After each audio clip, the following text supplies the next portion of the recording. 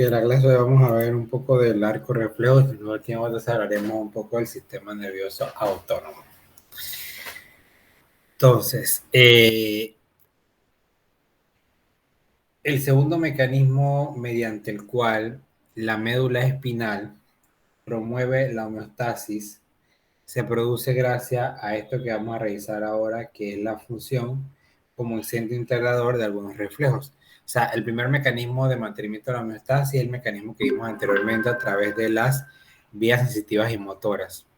Ahora vamos a ver el otro mecanismo por el cual la médula espinal mantiene entonces la homeostasis del cuerpo, que es a través de los arcos reflejos. Como bien lo dice aquí, un reflejo es una secuencia de acciones rápidas, automáticas y no planificadas que aparece en respuesta a un estímulo. Siempre un reflejo debe estar precedido por un estímulo. O sea, el estímulo es lo que me produce que se dé un arco reflejo. Entonces, por ejemplo, algunos reflejos son innatos, como usted ve aquí. Un momentito, parece.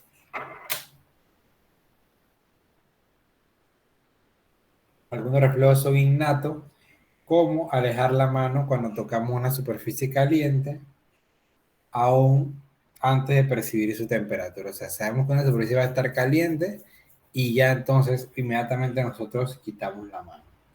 También tenemos reflejos aprendidos o adquiridos, que son otros tipos de reflejos. Por ejemplo, en este caso se adquieren diversos reflejos cuando uno está aprendiendo a conducir en un vehículo y luego entonces uno inmediatamente presiona los frenos cuando hay una situación de emergencia que puede, o sea, tú te tira un carro y tú reflejamente, a través de un reflejo que tú aprendiste, tú metes el freno al carro porque se tira otro carro, ¿no? Entonces también podemos definir que los reflejos pueden ser entonces espinales, que son los reflejos que se entregan a nivel de la médula espinal, como por ejemplo el reflejo rotuliano. Y si la integración se da en el tronco encefálica o por arriba de ello, entonces hablamos de un reflejo craneal. Y que un ejemplo entonces son los movimientos de rastreo lentos que realizan los ojos a medida que vamos leyendo una frase. A medida que yo estoy leyendo aquí, todo ese movimiento que hacen mis ojos sería entonces un reflejo corneal. También podríamos...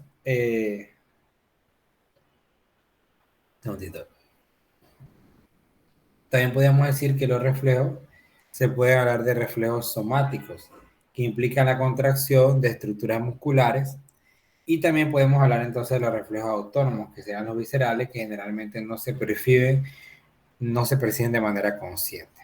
¿Okay? Entonces serían los tipos de reflejos que tenemos. Y los impulsos nerviosos se propagan hacia el sistema nervioso central, dentro de este, y este siguiendo entonces las vías que vamos a ir revisando ahorita. Por ejemplo, aquí vemos un arco reflejo, que es un trayecto seguido por los impulsos nerviosos para producir reflejos, o sea, un circuito. Y entonces ese circuito está formado por un receptor sensorial. Ya algunas cosas que ya hemos visto, no la vamos a entregar un poquito más. Vimos la vía sensitiva y motora, ahora vamos a ver cómo se dan los reflejos. Entonces necesitamos primero un receptor sensitivo, que es el que sensorial, perdón, que es el que responde a un estímulo produciendo un generador o un potencial de receptor, o sea, produciendo un potencial de acción. Entonces, en este caso, en el extremo distal de una neurona sensitiva, vamos a encontrar entonces una estructura que se conoce como el receptor, que te ven, aquí está el axón, ven, aquí está el axón de esta neurona, que es una neurona sensitiva, y vamos a ver que ellas aquí se van a encontrar entonces los receptores. Y entonces estos estímulos, que son ya sea un cambio del medio interno o medio externo, son los que van a producir entonces un potencial graduado llamado un potencial generador, y este potencial generador entonces puede alcanzar un umbral y producir entonces una despolarización de esa neurona y así desencadenar entonces impulsos nerviosos en la neurona sensitiva. Recuerden que el receptor se va a encontrar aquí a nivel de de la parte de la dendrita, ¿no? Entonces luego tendremos el otro componente, que es la neurona sensitiva, que los impulsos nerviosos lo que van a hacer es que se van a propagar por toda esta neurona sensitiva. Como lo dice aquí, el axón conduce impulsos desde el centro, el receptor, al centro integrador, ¿no? Y entonces vamos a ver que aquí todo este receptor sensitivo a lo largo de la acción de la neurona va entonces a producir que se dé el transporte de impulso nervioso y que llegue ya sea a la médula espinal o al tronco encefálico. Y de ahí las neuronas de relevo envían entonces esos impulsos nerviosos ya sea al encéfalo, que permite entonces el conocimiento por el cual se está produciendo este reflejo o este arco reflejo. Luego entonces tenemos el tercer componente, que es el centro integrador.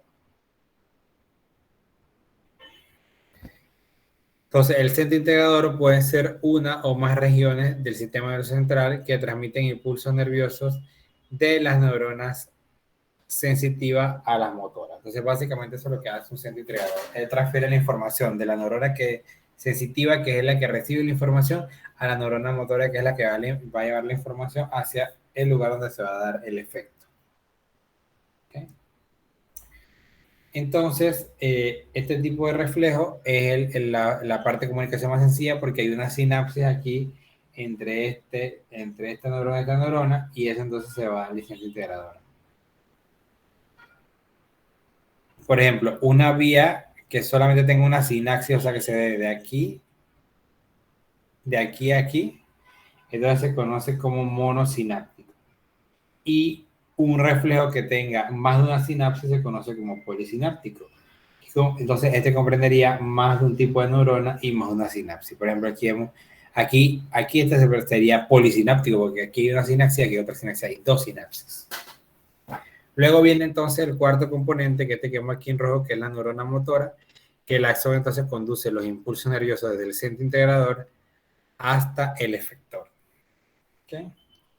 Y el efector sería entonces, que es la zona del cuerpo que responde a el impulso nervioso motor, por ejemplo, ya sea en este caso, que vemos aquí un músculo, o también en otro caso puede ser una glándula, ¿verdad?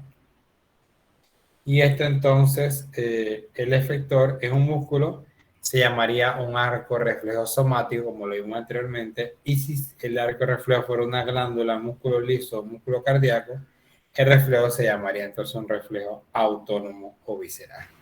¿Preguntas hasta aquí?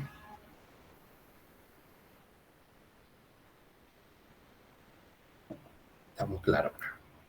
Entonces vamos a ver algunos tipos de reflejos. Vamos a ver el reflejo de estiramiento. El reflejo de estiramiento lo que hace es que provoca la contracción del músculo que se estiró. ¿Okay? Este tipo de reflejo tiene lugar a través de, si lo vemos aquí, de un arco reflejo monosináptico. Miren, llega aquí la neurona sensitiva, lleva la información al centro integrador y por ejemplo pasa la información a la neurona motor. Entonces sería monosináptico, ¿verdad? Disculpe, También, profe, dijo ajá, que este reflejo se encargaba de provocar la contracción del músculo que se estira.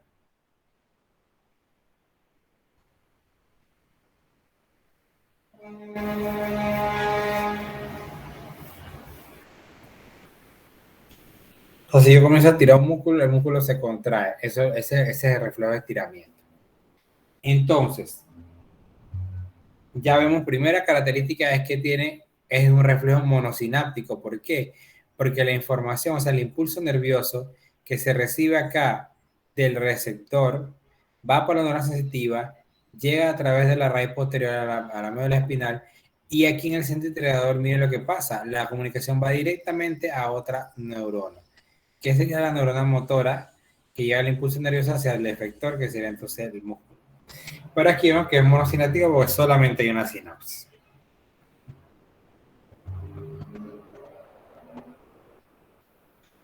También es un reflejo homolateral. ¿Por qué? Porque el impulso sensitivo ingresa a la médula espinal y del mismo lado que el impulso motor abandona la médula espinal. Por eso entonces decimos que es un reflejo homolateral. Y todos los reflejos monosinápticos son homolaterales. ¿Okay?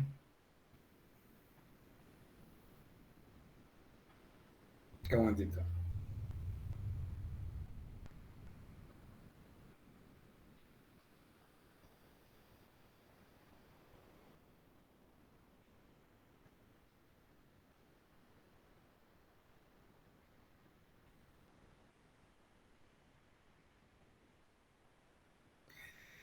Ok, entonces aquí vemos, continúa acá con usted. Entonces aquí vemos, mire, cuál es el estímulo aquí, el receptor es el uso muscular, que se produce entonces el estiramiento que va a estimular ese receptor. Luego viaja a la neurona motora, luego llega aquí por la asta posterior, se llega al centro integrador, que es la médula espinal, y luego entonces se comunica con una neurona motora excitada, que lleva entonces y trae la información aquí al músculo para que se contraiga. Luego entonces tenemos ahí, hay un concepto que se llama inervación recíproca. Y en este caso de reflejo de estiramiento, ustedes van aquí que la neurona sensitiva va a activar otras neuronas, que se conocen como interneuronas inhibitorias. Esas neuronas inhibitorias lo que van a hacer es que van a inhibir la actividad del músculo opuesto, o sea, de los antagonistas. ¿Ok? Entonces, ¿qué es lo que hace la inervación recíproca? Es que mientras sea la acción en el efector, en otra estructura similar, sea entonces lo opuesto. Entonces, si acá se da para que se dé contracción de este músculo, se va a elevar la pierna, ¿ves? La pierna va a ser así. Pero entonces, para poder que la pierna se eleve, yo tengo que tener este músculo que está acá atrás relajado. Entonces, eso se llama inervación recíproca, porque las fibras estas que están aquí, las fibras de la motoneurona, pueden entonces, perdón, de la neurona sensitiva, pueden aquí en el centro integrador encontrarse con una interneurona inhibitoria, y esa neurona inhibitoria lo que va a hacer es que va a inhibir esto que está aquí. ¿Qué sería entonces? Un ejemplo sería la neurona motora excitada, pero no está excitada porque está inhibida, y lo que hace entonces es que bloquea esto que está aquí y esto que no se contraiga, sino que se relaje. Una inervación recíproca. Luego entonces vemos aquí que la médula espinal es integrador, y luego entonces vemos aquí los otros componentes. ¿Duda, pregunta de este reflejo?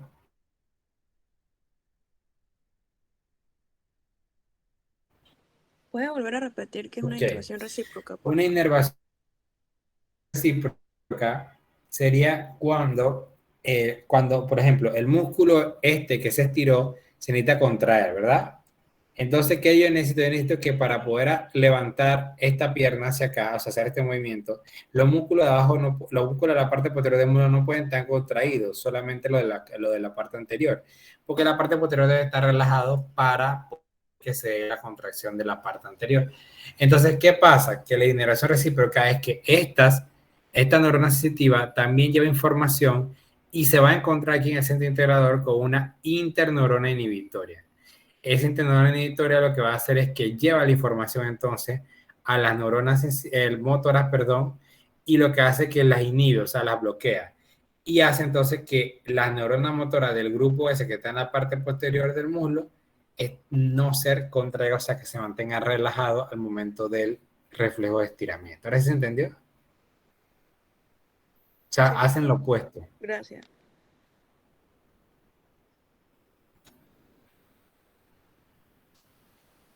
Ok. Entonces tenemos el reflejo tendinoso. El reflejo tendinoso produce la relajación del músculo vinculado con el órgano tendinoso que fue estimulado. Por ejemplo, miren aquí, yo tengo entonces, mire aquí, el número 1 es el aumento de la tensión estimulada, el receptor sensorial, que es el órgano tendinoso que te ve aquí.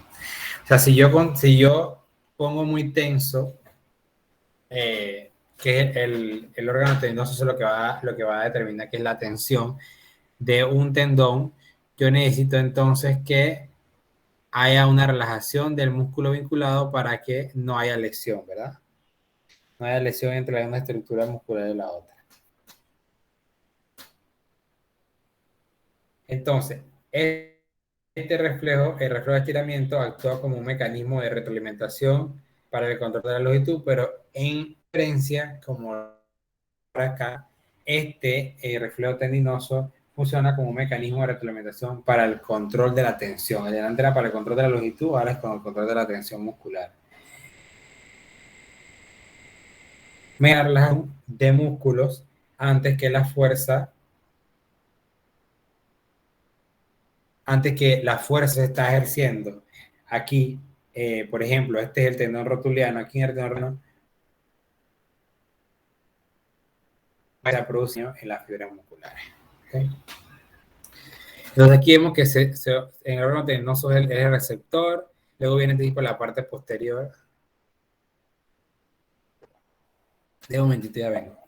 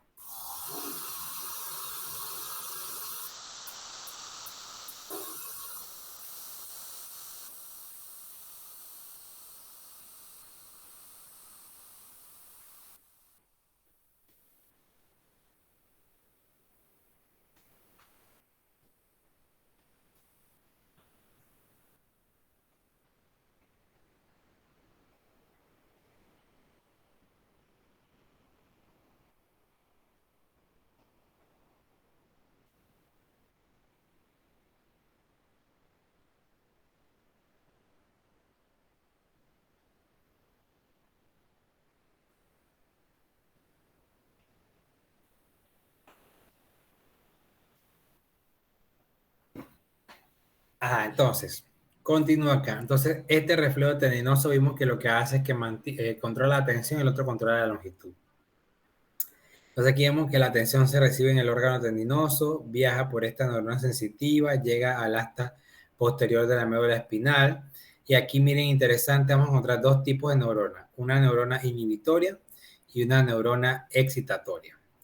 Entonces vemos aquí que este reflejo, como dice acá, es un reflejo polisináptico. ¿Por qué? Porque ya hay tres neuronas y que intervienen en este proceso. Primero aquí una sinapsis, que luego eso lo veremos más adelante, que es una sinapsis. Y luego entonces aquí hay una comunicación. Y luego aquí hay otra sinapsis, que es una comunicación que hay entonces entre otras neuronas. Por ejemplo, miren, entonces la interneurona inhibitoria lo que hace es que va a inhibir ¿a quién? Al músculo que está relacionado con ese tendón, ¿verdad? Porque yo necesito que este se relaje. Y lo que hace entonces que la interneurona excitatoria, lo que hace entonces que estimula el grupo muscular opuesto, ¿verdad? O sea que los antagonistas se contraen y los agonistas se relajan. A diferencia del otro, como vimos anteriormente, que era que el antagonista se relajaba y el agonista, que es el propio, se me fue la palabra. El antagonista se relajaba y el agonista se contraía. Acá es lo opuesto. Y entonces, básicamente, ustedes ven que este es el primer movimiento, el pie se va hacia adelante y luego entonces cuando hay tensión aquí, entonces el pie regresa hacia atrás, entonces sería entonces el reflejo tendinoso. Y vemos entonces que la motoneurona excitatoria lo que hace entonces que, como yo lo mencioné aquí, estimula a este grupo de músculos y acá entonces inhibe este grupo de músculos. Y es un reflejo homolateral porque como ustedes ven aquí se mantiene el mismo lado de la médula espinal. Si la información va de la pierna derecha, se queda al lado derecho de la médula espinal y sale entonces hasta llegar a la pierna derecha, ¿no?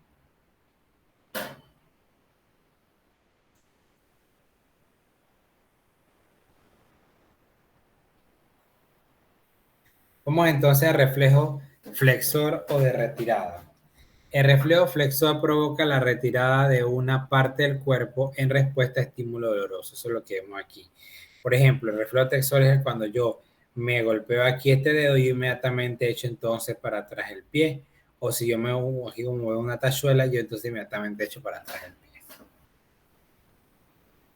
Entonces, este es un reflejo polisináptico, un reflejo homolateral y un reflejo intersegmentario. Ahorita vamos a ver. Entonces, ¿qué es lo primero que ocurre? Lo primero que ocurre es que yo al pisar la tachuela me estimula entonces las dendritas de las neuronas sensitivas al dolor. Luego entonces esa información va por la neurona motora excitatoria, perdón, la neurona motora sensitiva. Y usted ve aquí que entonces llega a la médula espinal donde está el centro integrador. La neurona sensitiva entonces activa interneuronas que se extienden a varios segmentos, tanto los segmentos inferior de la médula espinal como superior de la médula espinal. Por eso es intersegmentario. Entre los diferentes segmentos de la médula espinal viaja entonces información, ya sea hacia arriba o hacia abajo. Es polisináptico porque usted aquí está relacionado ya con 3 grupos de neuronas, ¿no? La neurona sensitiva, la motora y la interneurona. O sea, las interneuronas, lo que hace, ustedes ven aquí, miren, ellas activan los segmentos de la médula espinal y esto se debe gracias al resultado de que las neuronas motoras descansan, descansan no. Un momentito, pues.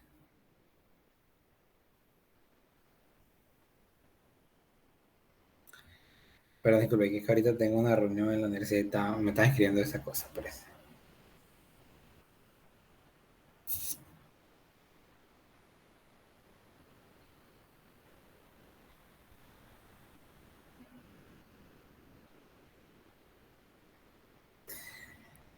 Entonces, esas interneuronas lo que hacen es que producen, que van a varios segmentos, producen entonces, pues, que se desencadenen impulsos nerviosos que se propagan hacia las neuronas motoras excitadas.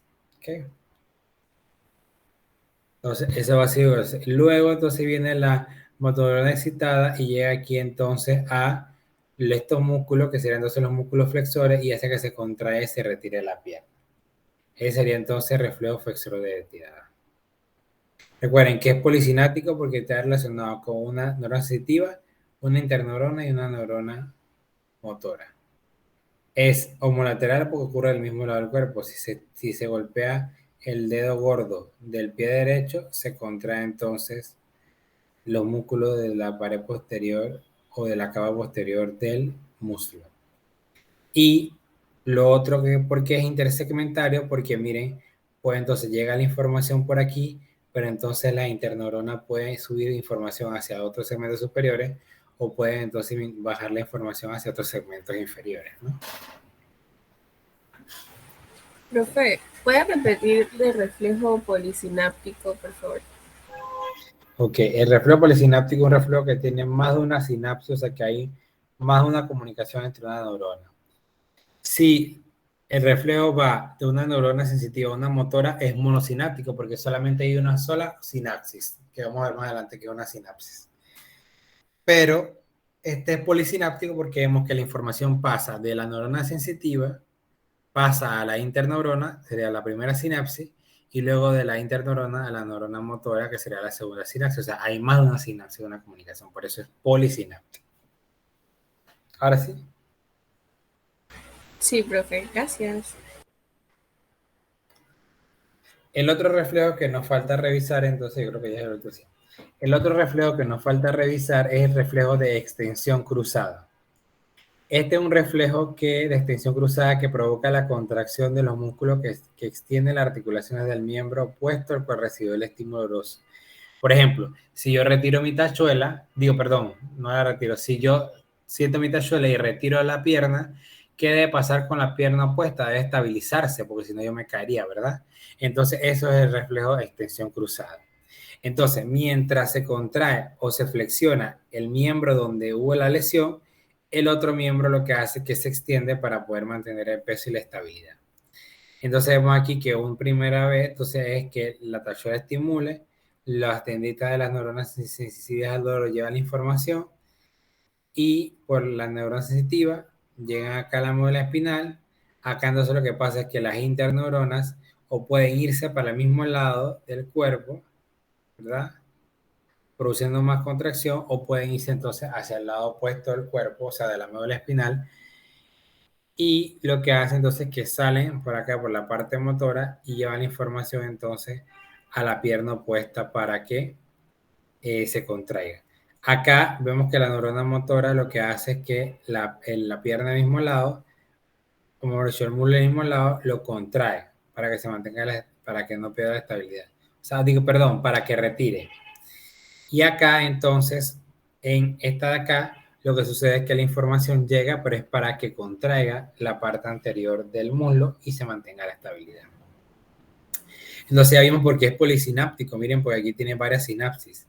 Es un reflejo contralateral porque vemos que la información llega del lado derecho, por ejemplo, de la médula espinal, pero esa información puede quedarse del lado derecho e ir por estructuras nerviosas motoras y hacer que se relaje o se flexione, perdón, que se contraiga y se flexione esta estructura. Y lo otro que puede hacer, que por eso es que se llama también contralateral, es que la información pasa de la estadura sensitiva a una interneurona y cruza al otro lado de la médula espinal para llegar al otro miembro inferior y que se dé la contracción de los músculos de la cara anterior del muslo. ¿Okay? Y es intersegmentario igual, ¿no? Porque ven que aquí incluye varios segmentos. ¿Quedó claro?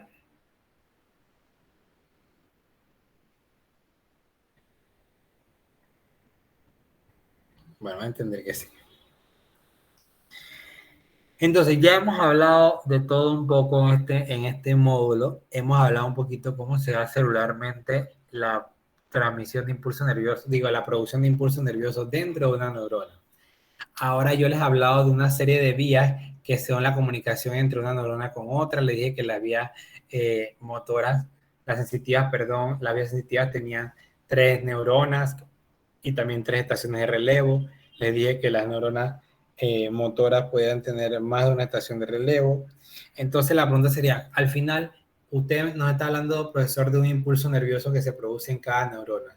Ahora la pregunta que nos queda resolver, chicos, es ¿cuál es la manera en que ese impulso nervioso pase de una neurona a otra neurona? Porque obviamente tiene que pasar para poder que esa información llegue. Por ejemplo, para que la información que yo acabo de decirle a ustedes que llegue de la neurona, del receptor a la neurona sensitiva, de la neurona sensitiva al centro integrador y del centro integrador al efector, que sería a través de la neurona motora, eso tiene que haberse una comunicación.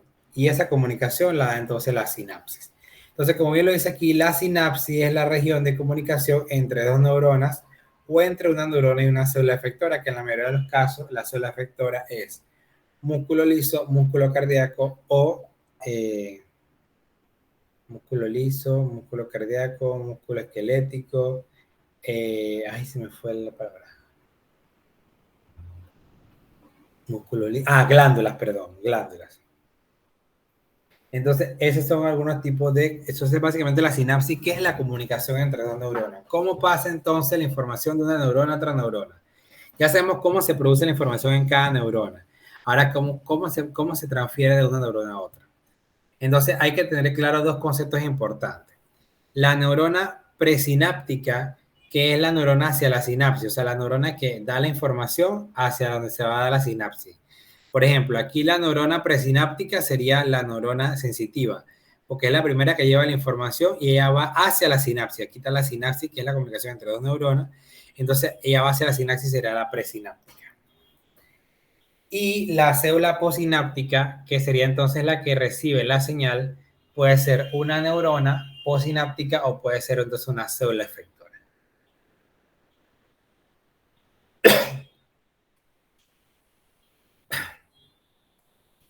¿Ok? ¿Quedó claro entonces este concepto?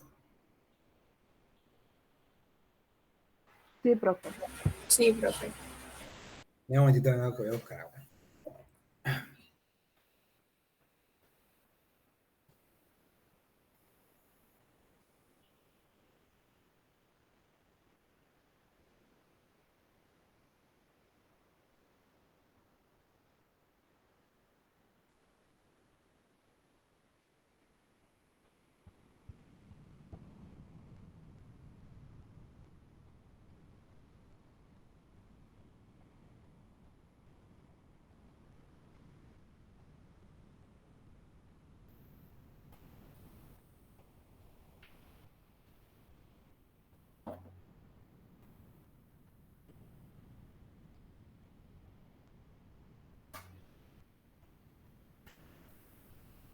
Entonces, hay 2 tipos de sinapsis, la sinapsis eléctrica y la sinapsis química. La sinapsis eléctrica, como él dice aquí, son los potenciales de acción entre membrana plasmática de células adyacentes.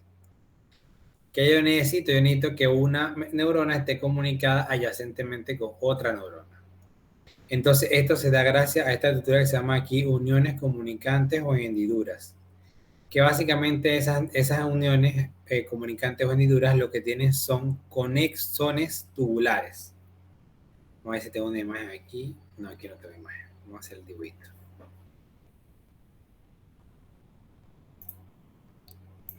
Tengo una neurona, ¿verdad? Tengo una neurona.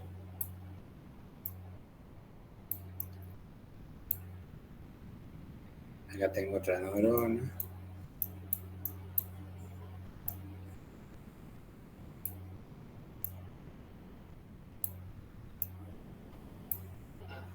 Ahí tengo otra neurona.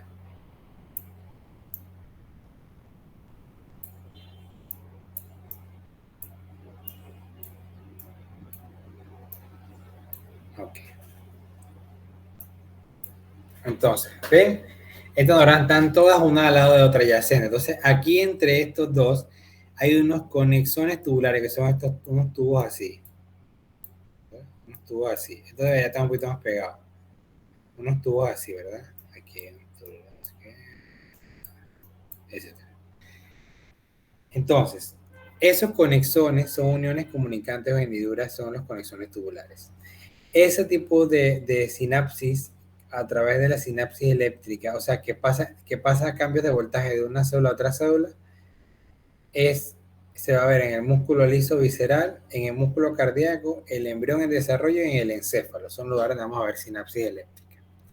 Entonces, ¿qué es lo que pasa? Lo interesante de aquí es que cuando hay un cambio aquí de potencial en esta neurona, se abren estos canales y entonces ven lo mismo que pasa acá va a pasar acá. ¿Ok? Porque si acá entonces comienza a pasar sodio, entonces sodio también va a hacer una diferencia acá, por ejemplo.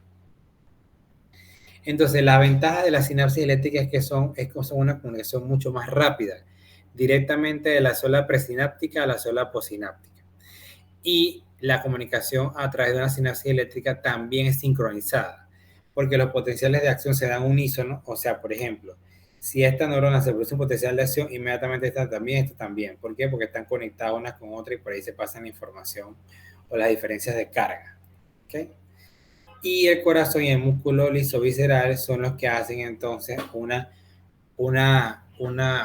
transmisión del potencial de acción unísona. ¿Okay? Por eso que el corazón tiene la capacidad de contraerse casi toda la mitad a su vez y la otra mitad a su vez, y los intestinos son capaces de contraerse a la vez, así peristaltismo o los músculos de la vejiga urinaria, también que todos se contraen de un solo solitos. El otro tipo de sinapsis es la sinapsis química, que en este caso las membranas de las neuronas no están adyacentes como el anterior, sino que hay un espacio entre una neurona y la otra. Y ese espacio se conoce como hendidura sináptica, que es este término que vemos aquí. ¿Okay? Es una comunicación alternativa. ¿Por qué? Porque yo tengo que hacer una pausa. La información no va de una neurona a otra neurona, sino que se forma una neurona, tiene que haber una pausa para que esa información pase por la hendidura sináptica y llegue a la otra neurona. Entonces, en este caso de acá, vimos que la eléctrica, ambas neuronas producen potenciales de acción, o sea que hay un cambio de voltaje en la neurona. Acá también hay un cambio de voltaje, pero miren lo que pasa acá. En la neurona presináptica libera un neurotransmisor. O sea que acá vamos a ver en la sinapsis eléctrica, vamos a ver que los receptores son dependientes de voltaje. Y acá serían entonces receptores ligando dependientes, porque debe haber un neurotransmisor, que luego que más adelante veremos eso. Y los neurotransmisores son los que se encargan de estimular los receptores de las neuronas posinápticas. Y luego entonces tenemos una neurona posináptica que es la que produce el potencial de acción. Entonces, en la neurona presináptica se libera un neurotransmisor.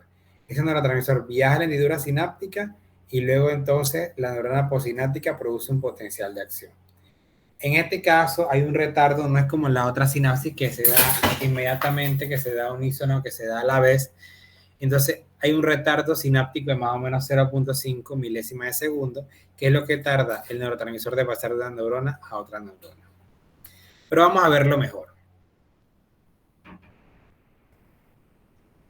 Ok.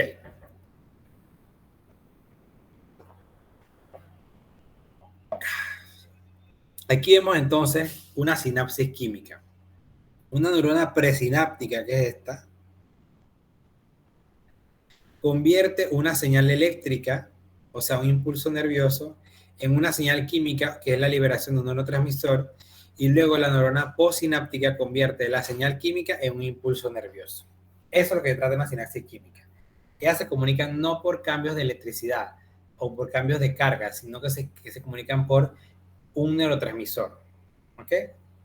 Entonces vamos a ver los pasos. Paso 1. Viene el impulso nervioso en la neurona presináptica, ¿verdad? Tuvo que haber un estímulo que produciera un umbral, en ese umbral se produciera un potencial de acción y ese potencial de acción viajara. ¿Qué es lo que hace? Ese impulso nervioso, que es un cambio de voltaje, activa entonces el paso número 2, que es la activación de los canales de calcio dependientes de voltaje. Esos canales de calcio dependientes de voltaje entran a la célula, ven aquí, entran a la neurona. Y aquí dentro de la neurona, en el botón terminal, que se llama bulbo terminal sináptico de la neurona, vamos a encontrar vesículas sinápticas, que son estas que vemos aquí, ¿ven? Las vesículas sinápticas están llenas de neurotransmisores, que es el que va a jugar el papel importante en la comunicación de la sinapsis química. Entonces, ¿qué pasa? El calcio entra al interior de la célula gracias a que se dieron la apertura de los canales en voltaje dependiente, los canales de calcio voltaje dependiente, entró el calcio y el calcio lo que estimula es algo que se llama exocitosis de las vesículas sinápticas. Esta exocitosis significa que exo hacia afuera, entonces significa que las vesículas migran hacia esta parte que está aquí de la neurona y se fusionan con la membrana plasmática de esa neurona y lo que hace es que libera el neurotransmisor. El neurotransmisor, vamos a ver más adelante que tiene varios nombres. Puede ser serotonina, acetilcolina, noradrenalina, etc. Eso lo veremos en la próxima clase. Pero entonces aquí necesito que entiendan que el paso número 1 se produce un impulso nervioso. ¿De dónde? Recuérdense de un estímulo que produce un umbral y ese umbral desencadena un potencial de acción. Luego entonces ese potencial de acción, que es un cambio de voltaje, produce entonces que se dé la apertura en el bulbo terminal de los canales de calcio ligando dependiente. Perdón, canales de calcio voltaje dependiente. La entrada de calcio a la célula va a estimular la exocitosis de vesículas sinápticas, que son las que vemos aquí. Las vesículas sinápticas están cargadas de neurotransmisores. Entonces, al hacer exocitosis y van hacia el exterior, se fusionan con la membrana plasmática de la neurona presináptica y liberan entonces el neurotransmisor.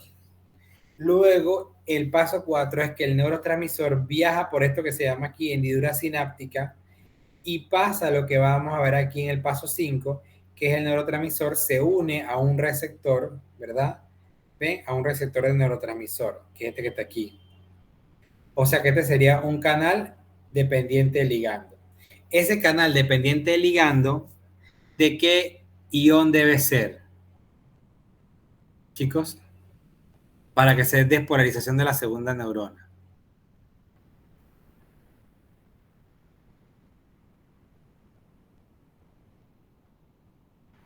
Sodio. De potasio. Sodio, exactamente, debe ser de sodio. ¿Por qué? Por acuérdense, Jonito, para que se dé un potencial de acción, la célula tiene que volverse de negativa a positiva, perdón, a negativa a positiva hasta 55, y luego entonces se encadena el potencial de acción, que es que la célula se va volviendo menos negativa, neutra y después positiva. Entonces yo necesito, para eso pase, como ya hemos visto anteriormente, necesito que entre sodio. Entonces, este canal que está aquí, después de la hendidura sináptica, sería un canal de sodio ligando dependiente. Se abre, permite la entrada de sodio y obviamente entonces ¿qué es lo que se va a producir en la segunda neurona, que es la neurona postsináptica o la célula postsináptica? un potencial de acción postsináptico y eso llevará entonces a un impulso nervioso. Y luego pasará lo mismo con esta neurona que está acá abajo. Llegará, entonces tendrá otra neurona para echar un bochinche ahí y entonces lo que hace es que el impulso nervioso llega a esta neurona, a su parte terminal, su borde terminal, y ahí estimula los canales de calcio voltaje dependiente. Y así es como se da entonces una sinapsis